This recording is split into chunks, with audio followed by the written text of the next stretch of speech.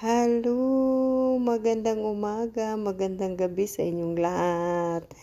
Siya nga pala, maraming salamat sa inyong lahat.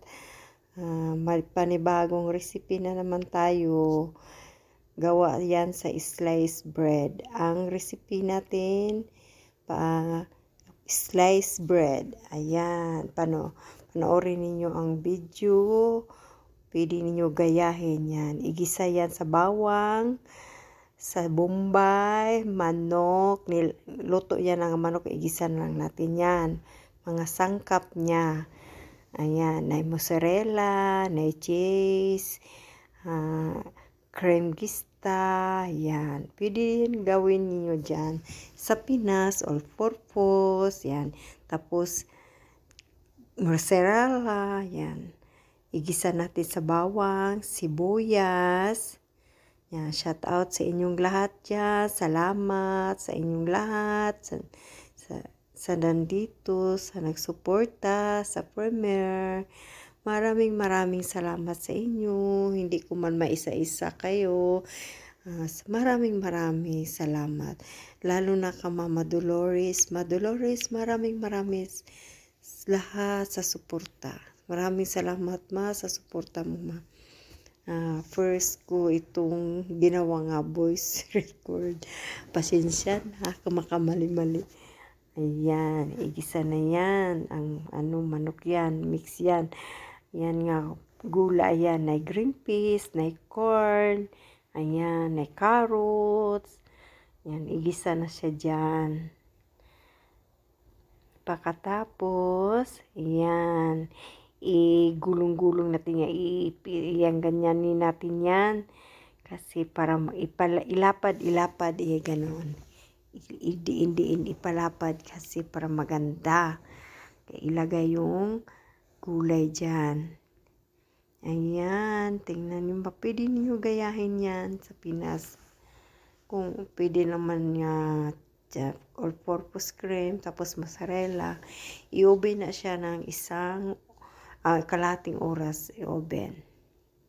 Yan, i-roll na natin yan. Lagyan na natin ng yung ginisa natin nga gulay. Ayan.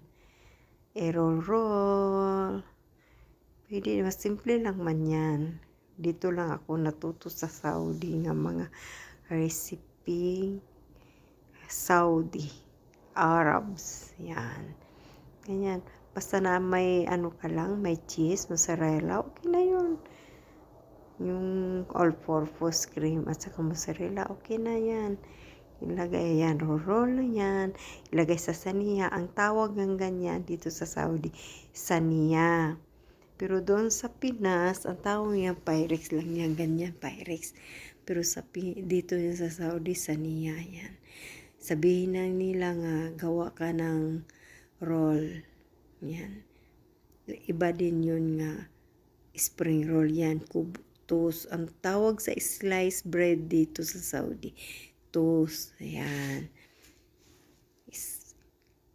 Tapos na, lagyan na natin ng cheese. I-mix natin yung cream gista at saka cheese nga na dyan sa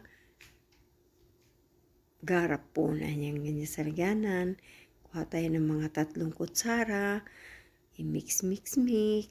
Nga, i-oven na kalahating oras. Maraming salamat sa inyong suporta. Maraming salamat sa lahat ninyo dyan. Kailangan si Mama Del. Hi ma, shout out ma. Salamat ma sa suporta. Thank you very much. Ayan, ganyan yan. Mag-mix ng cheese. Tapos ilagay dyan. Lagyan ng mozzarella. Ganyan lang kasimple. Ayan. Ganyan lang yan. Yan. O, diba? Pagkatapos lagyan ng mozzarella, i-oven. Kalating oras. Shout out sa inyong lahat dyan. Yan.